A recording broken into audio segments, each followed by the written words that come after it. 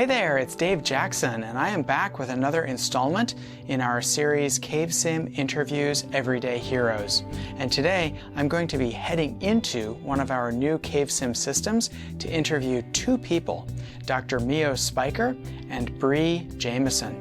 Dr. Mio Spyker is a cancer surgeon who does amazing work and is also always learning.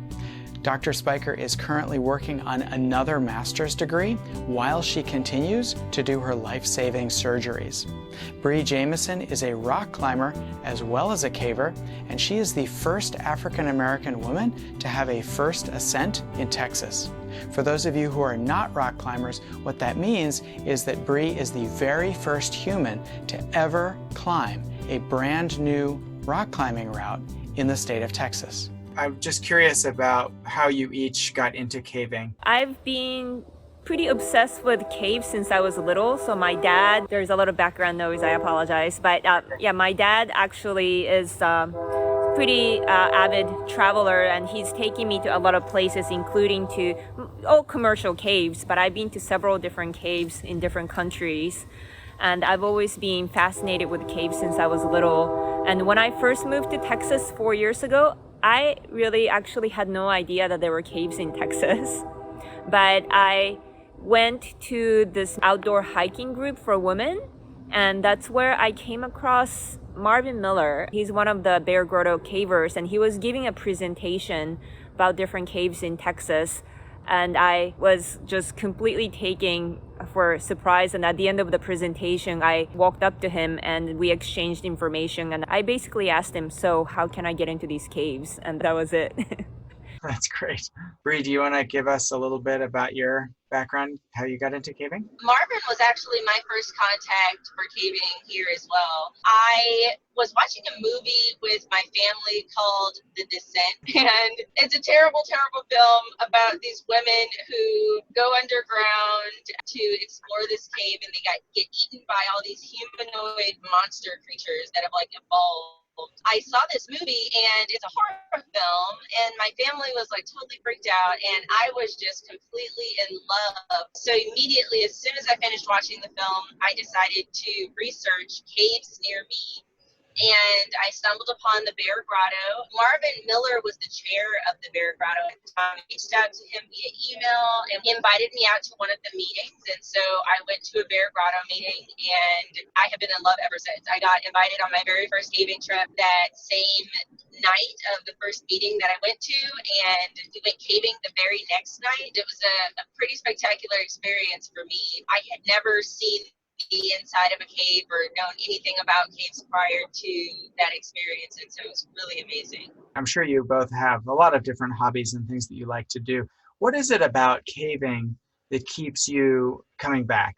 Sure. For me, it's the community, the caving community. I felt really welcome the moment I joined the Bexar Grotto, and I'm also a rock climber as well, and I do other things. I'm also a singer-songwriter, but I feel like the caving community is the community that I keep on coming back. That's where basically my entire social support is outside of work.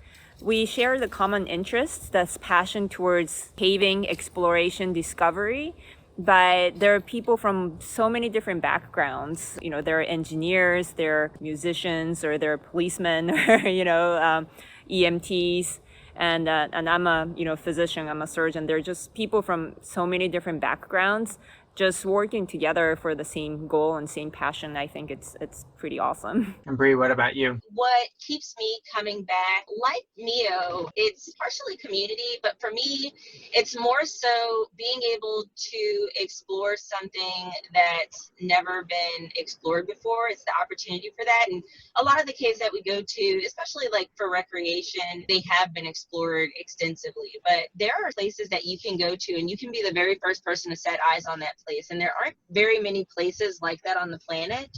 So I think that the pioneering factor for me is pretty important and sets it apart from other various hobbies that I have, like rock climbing. I totally have to echo what Bree was saying is the whole pioneering and also pushing the limits and pushing my own limits and my fear. I think I'm scared of heights and the dark and the caving kind of involves both of them. I love going to caves that nobody has seen before. I'm learning how to sketch and also how to make maps on the computer. I love learning things that I don't know and acquiring new skills. I love both horizontal and vertical caves, but one of the highlights of my caving short career is when we went to Mooskies and we went on this really, really deep pit with multiple pitches and seeing this cave that only a handful of people have seen before just really got me excited and also terrified at the same time. And it just makes me kind of push me to conquer my own fears. When I came out of that cave, I just felt like a different person. And it happens to me every time when I go to a new, different challenging caves. And there are a few, challenging caves. For instance, there are caves that's filled with water passages where you have to kind of hold your breath and go under a short sump, things like that. It's quite terrifying, but there's this huge sense of accomplishment after you come out of that cave. Yeah, I always find that helps me when I face other challenges in life. It helps me to refer back. If I can rappel in big pits and things like that, or do cave rescue or whatever, then it's a good reference point, right, for a lot of the other challenges that we face. I was wondering if you'd like to tell us a little bit about your background. I was born in Japan, but then I lived in Peru, Honduras, and Colombia my junior high and high school years due to my dad's work. So I moved here for college, and even once I moved here, I moved a lot mostly for school and training. I've actually been living in Texas for 4 years. That's the longest I've lived in one place since I've been a teenager. Do you want to tell us a little bit about your career as a surgeon? I'm a surgical oncologist, so I'm a cancer surgeon. I went to medical school. I did training in general surgery, and after general surgery, I subspecialized in cancer surgery. There are so many different surgical specialties, but the reason I chose cancer is there's just so much more to learn, and there's so many cancers that we're not winning. It's still a battle to learn and to win. So I find it very, very rewarding, and especially the area of surgery is that most, I call it solid organs, but not blood cancers, but solid organ cancers. The main treatment for cure is surgery, and you can really change somebody's life who has a huge tumor, and you take that tumor out, and when they wake up from surgery, they're cancer free. Even when there is no cure, there are certain surgeries that you can do to help with symptoms. It's called a palliative surgery, but if they have intestinal blockage or bleeding, there's still some things that you can do to help them with the time that they have left. I want to not only help, but learn from the process and improve care. I'm actually doing an MPH degree, and I'm doing research on how to decrease the racial disparities in cancer care, as well as why certain cancers are more common in certain race. It's fantastic. That is really cool. And Bree, what about you? So a little bit about my background. I'm actually not from Texas. I'm from New Orleans, Louisiana, which is very different culturally than San Antonio, Texas. I work as a realtor with Coldwell Banker D.N. Harper Realtors. My main focus prior to the pandemic was a group that I started called More Outside, and More stands for Minorities in Outdoor Recreation and Education. We do things like hiking, biking, camping, kayaking, climbing, and we focused on getting folks outside who are not normally represented in the majority of the annual visitorship for national parks and state parks around the U.S. I was thinking about the fact that you're a realtor, and I was thinking it's a career that helps to advocate for diversity, right? Because traditionally, real estate was one of the tools that was used to create a sort of a de facto segregation in communities. And so I wasn't sure if that was part of your calculation and going in, because obviously you're contributing there as well, right, through your daily work. I consider myself a community builder. When I went into real estate, I did some research on ways to impact the community and different career paths that I could take that would allow me to still offer stability to my family and make an impact in the community. and real estate came up high on that list. And so that was one of the reasons that I chose it. I had also had some ins into the career path, and so that helped out as well. One of the things that I really enjoy about it is that I can continue community building. I can continue networking and doing all the things that are important to make sure that I'm still being a good champion for diversity, equity, and inclusion. So every community has its strengths and its weaknesses. I thought maybe you'd like to talk about what you see as the strengths of the caving community. And then after that, we can dive into some of the areas that we should try to improve. What I've observed since I've been part of this caving community is people are extremely welcoming, yet the caving community is not very diverse at all. And I think one of the main reasons is that people can't do or join something that they're not familiar with or they don't know about. People may not necessarily want to join a caving group because they don't know about it, or they sort of know about it but they're not familiar, so they just feel nervous. Just because currently we're not diverse, people may feel uncomfortable joining. That's something I would love to change. I would love to welcome people of all backgrounds. Most of my life had been either the only Asian, in high school, or because I grew up in such a homogenous countries in Latin America. I don't really think twice about doing something that I'm passionate about, and I just joined and I didn't even really think about it. I do feel welcome. I've never really been discriminated against, but I don't know how to make it more diverse. And is it, it might be deeply rooted in terms of exposure, or is it because we don't make people feel welcome, which I don't think is the case. I think it's mostly the exposure part. People just don't know about it, that this kind of sport exists. What you're doing is awesome, Dave, is that you're trying to make our sport more visible and available to people of all backgrounds. Thank you. I appreciate your enthusiasm for what we're doing, Mio. That's great. So Mio, it's cool that you mentioned that you don't feel like you've been discriminated against. That I feel like is very important and very helpful for people to know, right? People who are not in the community. And Bree, what about you? One of the things I heard Mio say was that when she goes out, she never really thinks about, being the only person that's like her doing things. She just thinks about doing them and she does it. I can attest to experiencing that quite a bit as well. But I think that not everyone is comfortable in those situations. While Mio and I may be comfortable going underground and into unfamiliar places that we've never been in before and trusting our lives to people that don't have the same perspectives or backgrounds or that we know very, very well. I think that there is something to be said for diversifying those spaces so that people who are not so comfortable being in situations where they're the only person can feel more comfortable. Do you want to talk a little bit about the strengths and weaknesses of the caving community? One of the things that I can talk about as the chair of the diversity committee for the National Speleological Society is the fact that our community is so unbelievably cohesive, which is not so common nowadays. There's a lot of polarization happening in society in general, and all the little small communities that make up our society are not unaffected by that. And so I do really appreciate how cohesive the caving community is. When there is a cause that pertains to caving directly, we are all rallying behind that cause. In Texas, one of the things that we are combating is, and I'm sure plenty of places are dealing with the same issue, is developers wanting to develop land next to pristine greenways and waterways and impacting the environment in a negative way. And so cavers have really come together to fight for those causes. And so that's one thing that I can really appreciate. One of the areas that I feel that we can definitely improve upon is collectively as a whole, making sure that we understand that interpretation always trumps intention. And so in anything that we do, I think that it's important for us to keep that in mind.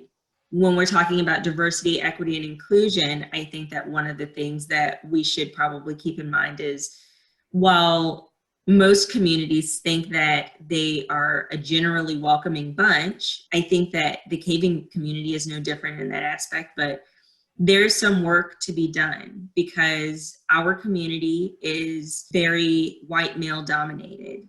And I think that for white males to have the intention of being welcoming of anyone who would like to come caving is great. Perfect place to start. Making sure that that interpretation by minority groups is matching that intention is something totally different. And I think it's an area for improvement. And I think that we've got great people in our community that are willing to sit in the discomfort of having those conversations to make sure that we get there. That's cool. Yeah. And Mia was mentioning that most of the time she sees people treating one another really well in the caving community. And then there was a little bit of controversy, tension, disagreement when the NSS published its statement on diversity. But one of the things that occurs to me is that what Mia is saying is that that was happening on social media. And yes. One of the things that's interesting to me is that I think if we could find ways to have these kinds of conversations, it's challenging, right? Especially with COVID. But if we could have these kinds of conversations in person, or at least not with text only tools, I think it's harder for people to forget about the humanity of others. It's harder for them to forget that when they're face to face or even, like this on Zoom. Do you both have thoughts on that? I do. I stand firm that if we lead with compassion and curiosity at all times, even when we're in these uncomfortable situations, these situations that can very easily become very personal, I think that we'll make progress. And one thing that I can say about the caving community is that we are good people. I reached out personally to every single person who responded negatively to the public thread on Facebook about whether or not the NSS had a diversity committee and, how that turned into an argument of whether or not we needed one. I can say that there were far less people that responded negatively to me calling in and kind of trying to figure out, where their heads were, than there were people who were willing to do the work and sit in the discomfort. I tried to express that just because an experience is different than their own and is so different than their own that they've never seen it, they've never heard of it happening, they would never do it, that doesn't invalidate someone else experiencing, whatever it is that happened. This often happens when you have conversations about DE&I.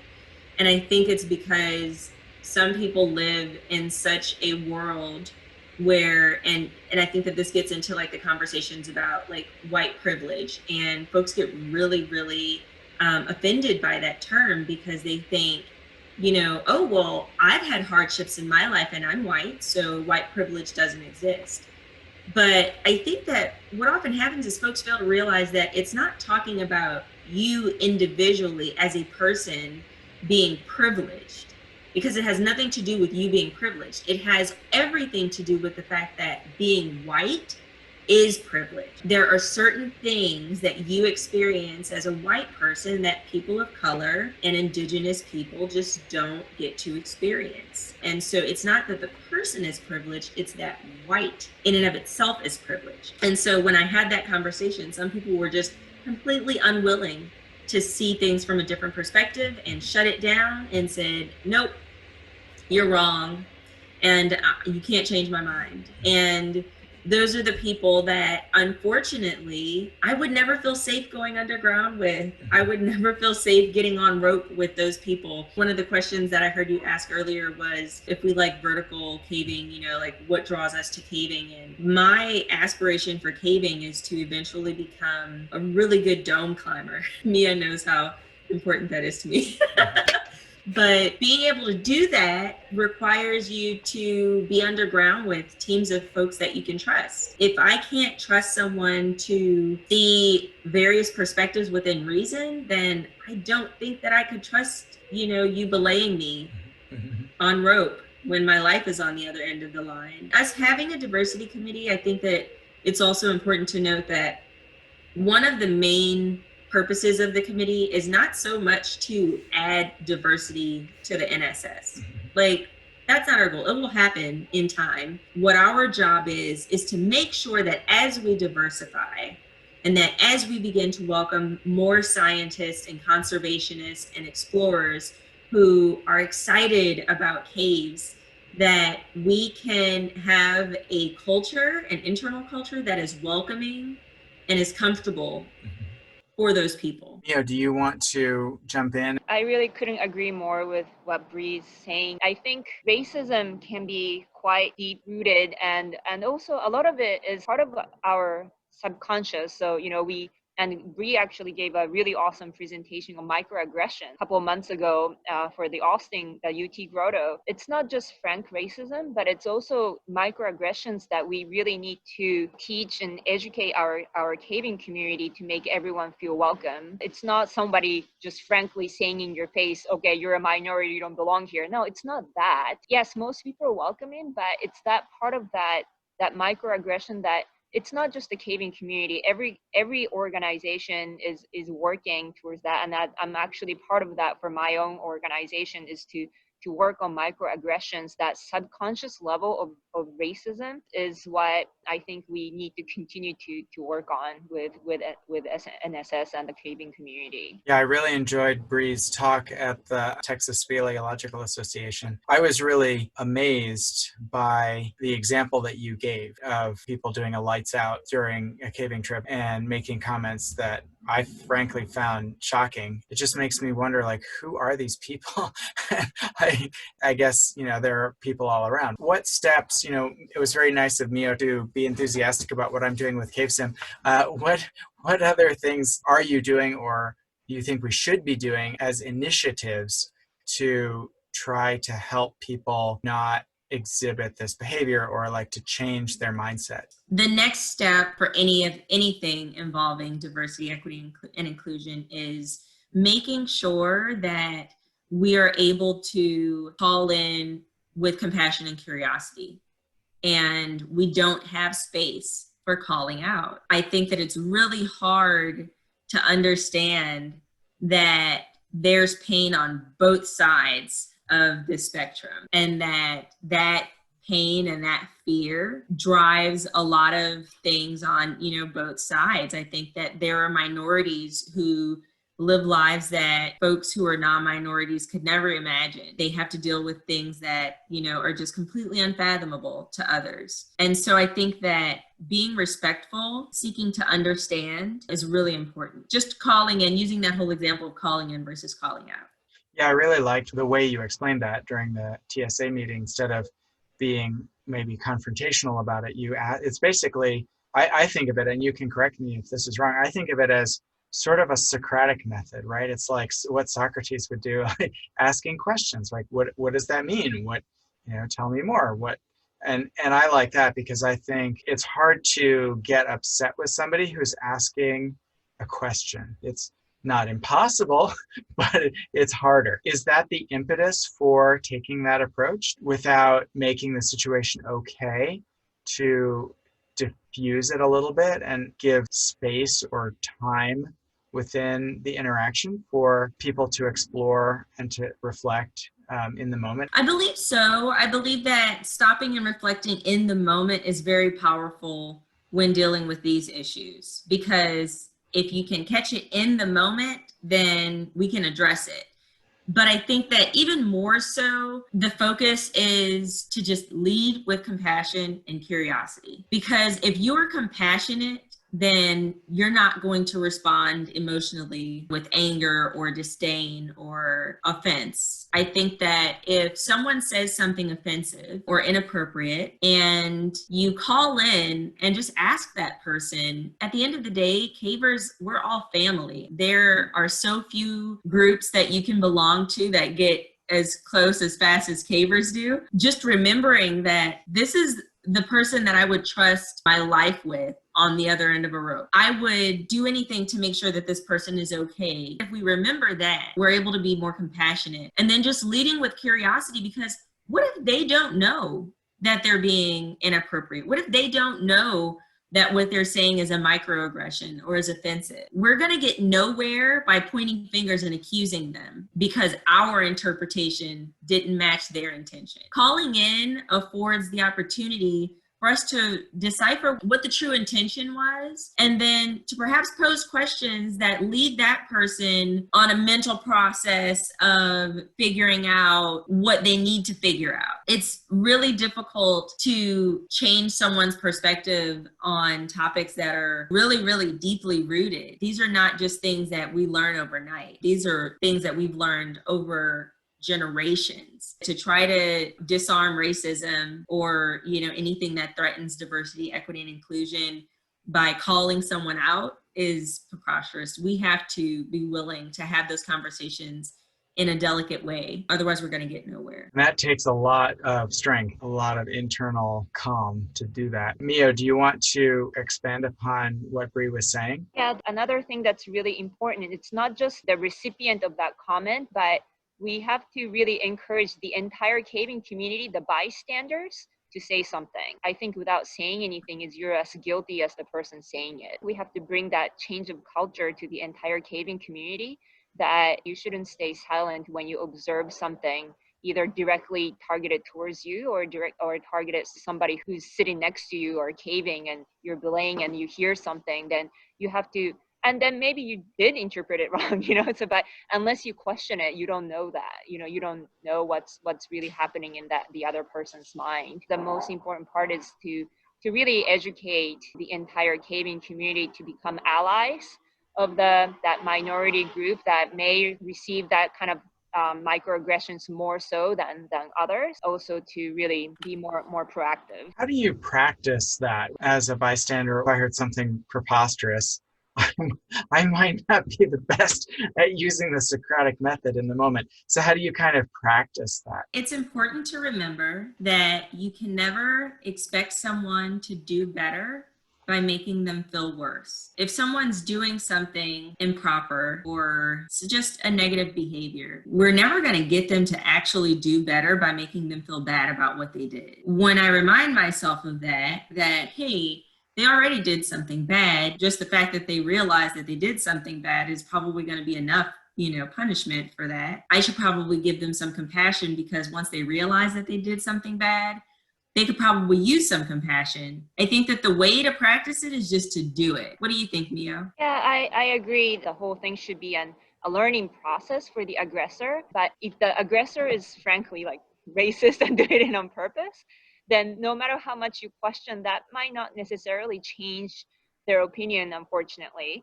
But one way to really also handle that kind of situation is if you're the bystander, show your solidarity towards the recipient of that act. So you may not be able to change the behavior of the aggressor, but you can stand with the recipient of that comment or that act of microaggression or racism or whatnot. Talk to that person and say, hey, I'm with you. I'm sorry this happened, or at least to show compassion towards the recipient and show that you are their ally, that or you can even say, okay, I will talk to that person, what he or she did is not right. I'm sorry. And you can even apologize on their behalf. If you were to travel somewhere else within the US and you went to another grotto, do you have a sense of how people within the broader caving community would respond to seeing you there? There are so many people that I've interacted with as chair of the diversity committee, people who are not Texicavers, that cave in other parts of the country. They know me because of my role with the NSS, championing diversity, equity, and inclusion. There are some folks, if I were to go to their local grotto, I know that I may not be the most welcome person in the room, but I have 10-year-old twin boys, and I want to instill this sense of stewardship within them to feel like it's not optional to take care of our environment and be active in our communities. By doing that, I know that they're going to be in a lot of situations where they may be the only people around that look like them. I want them to be well received. I couldn't imagine someone speaking to my kids in some of the ways that I've had folks speak to me. I want to make sure that I do my part to make sure that they're welcome and that the next generation is welcome and that future cavers are all welcome regardless of what they look like or who they are. There are some places where I think, if I were to go there, I may not be very welcome, but I'll make sure that I come with skill and I come with respect. When you take time to do those things, regardless of what implicit biases people have against me for whatever reason, those things kind of have to be recognized. She's respectful, she's skilled. There's not really much that we can say. And anything that they do say is kind of like, well, you're kind of just showing your own insecurities and your own flaws, and that doesn't reflect on me anymore. What things do you think that individuals can do to make it clear that caving is a fun activity, to include people who are not included in the community? I think what you are doing is wonderful to really educate the young people with this actual sport itself. Some of the things that we can do is make different videos, post them on social media. But at the same time, part of me is that I don't really want too many people to know about caving because the whole idea is conservation.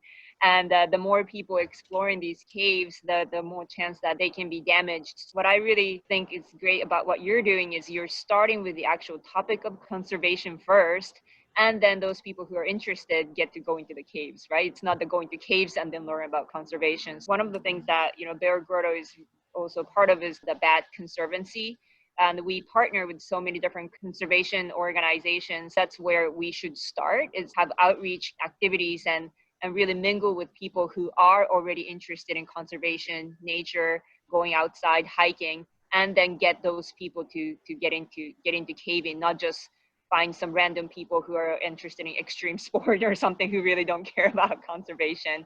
So I think it's really kind of tricky how to make this known. So I think that caving, like climbing, backpacking, and really anything that involves getting outside for, extended periods of time and doing anything that could be considered an extreme sport, I think that they are all in the same boat. There's ways to appreciate nature that don't involve all of these extreme things that we do. The people that do want to do the extreme things will find their way to be involved. We'll be able to handle the conservation part, but on the inside with the folks that are already involved. But I think that broadening our scope and really getting into schools is really, really important. So Dave, what you're doing with CaveSim are really, really important. I think that if you start with the next generations and get them early and get them excited, it's the whole model of why we have zoos and aquariums. I may never see a panda in the wild, but I've seen a panda at the zoo, and I know that if I need to donate to make sure that their habitats are being saved, then I'm going to donate to that cause. If I have never gone in a cave in my entire life, but Dave, with CaveSim came to my school and told me all these amazing things and about mud gupples, and I got to learn about blind salamanders, then when my mom takes me to vote with her, I'm going to remind her, hey, this is something that they're talking about. They want to make sure that, these green spaces are protected. And so I think that, there's this whole kind of community concept of really getting involved, and there's underground cavers and there's surface cavers, and not everyone is an underground caver. And so I think that it's okay to do programs like More Outside and CaveSim and really do outreach and explain why we're so passionate about these amazing places without threatening the conservation side of things, but in fact enabling future conservation and sparking the interest of future conservationists who will perhaps never become underground cavers, but they're sure likely to become a surface caver and fight for the things that are important. That's great. One of the things that I liked about, I liked everything you said, it was awesome. One of the things I liked about it that I want to pull on a little bit is this idea that people who are adults who want to become cavers, they will become cavers, right? There's no stopping them. We might have people watching who fall into this category, right? Maybe who are Asian American women or who are African American women who are interested in caving. Would you each like to speak to that person, hypothetical person who might be watching? The message that I would like to give to other BIPOC women or those who fall into any minority category would be to just go for it. If you are interested in something, don't listen to your family saying, oh, that's white people stuff. Because if you do, then you'll never do so many things that are available that are out there. No one race holds the key, to any activity. And just because there are no others like you doing it doesn't mean that you shouldn't go for it. If we waited for others to do, things before we did it, then there would never be any amazing pioneers. We've got to just be courageous in our endeavors and be bold. I'm sure Mio can expound on that. What I can say is just follow your curiosity and passion. If you're interested and passionate, everything else will follow. And it's not just with caving, but even with career or anything you do in life, is if you're passionate about something, then everything else will just fall into place. If you're really passionate and curious about caving, just find your local grotto and go for it. I like what you both said. And Bree, you said that people might hear from their family or friends, oh, that's white people stuff. I think that no matter who you are, it's important. This is something that I face as an entrepreneur, right? It's important whenever you're doing something that's different than what the people around you expect, you're going to get pushback, right? Because the fear that they have is that they'll lose you. It's not that they are not wanting the best for you. It's that they're wanting what they perceive as the best for themselves, which is to not lose you, right? And so that, I think, is important for everybody of any background to remember, that just, as you both said, we wouldn't have these pioneering things that we have if we all listened to the voices that are in our heads or in our communities about, that might be holding us back. I wholeheartedly agree. One of the things that I also want to do with this interview is give people a sense of personalities, right, behind, the faces, right? I'm curious if you'd each like to share what personal accomplishment are you each most proud of? I'll go first because Mio is amazing and is going to be a hard act to follow.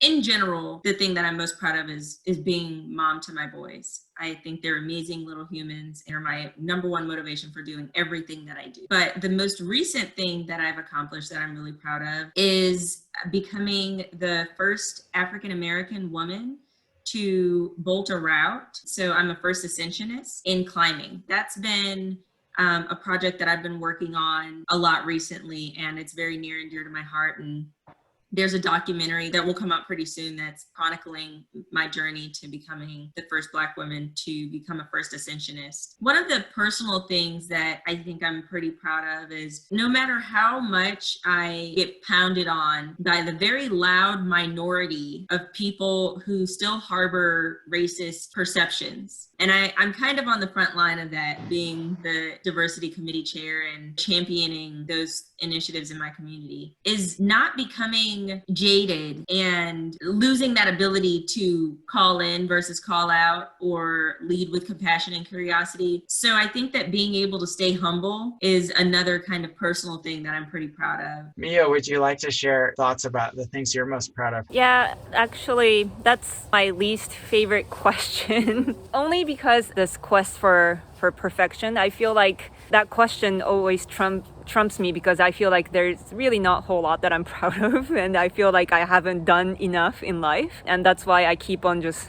pushing myself, and sometimes I push myself too much so to the limit of my own mental health and physical health. Yeah, I'm not a very good person to answer that question because I'm never happy or content with what I do. But I guess one of the things that I know I should be proud of is this year I got a grant. It's a career development award to study cancer disparities in stomach cancer and gastric cancer. There is not a lot of infrastructure to write a grant in my own division. I went from not ever having written a grant before, and it nearly killed me because I was working so many hours, and every minute that I had outside, I was writing this grant. And actually, the first grant that I wrote was rejected, but this is a grant that's really going to help my career and also help me understand why particular cancer, so gastric cancer, is more common in Hispanics. And I really put my sweat, blood, effort, every second that I had to breathe outside of work towards this grant, and I got it. So also, I'm very passionate about education, and it's part of being an academic institution is to teach medical students and residents. And this year I got awarded the Best Teacher Award from medical students, and then I got the Faculty of the Year from the chief residents who are graduating. So that it was a very humbling experience, because to be recognized for something that I already love doing and I never really expected to receive those awards was very humbling, and I was quite frankly, I was pretty shocked.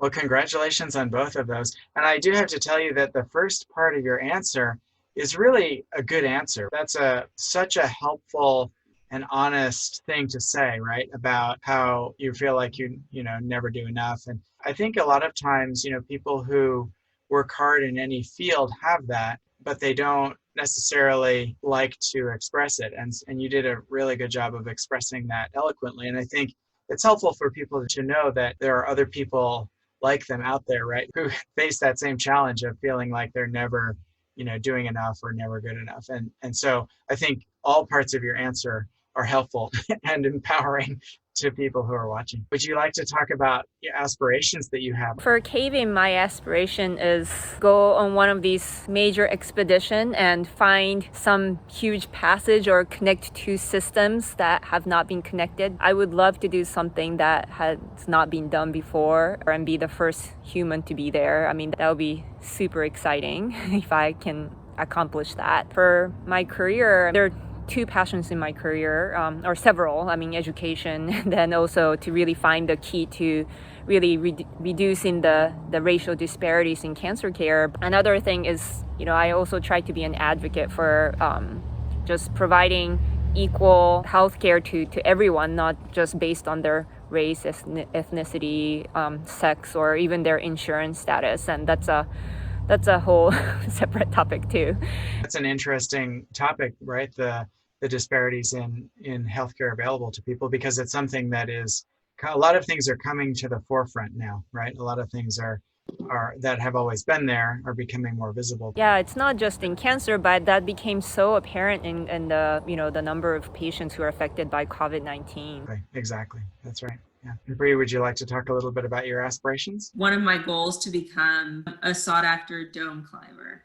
So I, like Mio, would love to be able to get invited to one of the major expedition and hold my own weight by discovering major passage, just to use those skills, and bridge them with caving to make major discoveries. One of the things that we did when Mio and I went to Mooskies, we were looking for water to bring to, a very rural community that otherwise didn't have regular access to it. One of the teams on that expedition was able to accomplish that mission. And so it's, also kind of like it's conservation, but it's also a humanitarian effort. It's like, what can you do for the communities, that are surrounding these major karst features? What kind of history can you dig up and excavate? What kind of impact can you have that allows you to make a positive impact on these communities, to be able to leave and know that I've made a discovery or I've done something that's really going to outlive me? That's kind of what every caver probably would say to that question. I like what you said about the water project, because that's really a situation where conservation and a humanitarian effort are really intertwined, right? Because that community is now able to get water, but then also it's an opportunity to tell them, here's where your water is coming from, and be careful what you put on the ground, because it may end up in your water that you're so happy to now have, right? So it's cool how these things mesh together. As a person running this small business, I have to change the dialogue in my head, and I have to listen to a lot of people on YouTube, TED Talks, things like that, in order to get guidance, right, from people who've gone before me. Who in your lives would you say, do you have somebody who's like a personal hero or a mentor or somebody that you listen to, that you turn to for advice? There's actually a surgeon she actually has several YouTube videos too, and her name is Caprice Greenberg, and she was the previous president of the Association for Academic Surgeons, and she gave an incredible talk on being a woman in surgery. This particular career, women are underrepresented, and there's also a huge pay gap. So she talked about equity for women surgeon, and she's actually, I recently found out she's also a personal coach for some people. So she has multiple careers.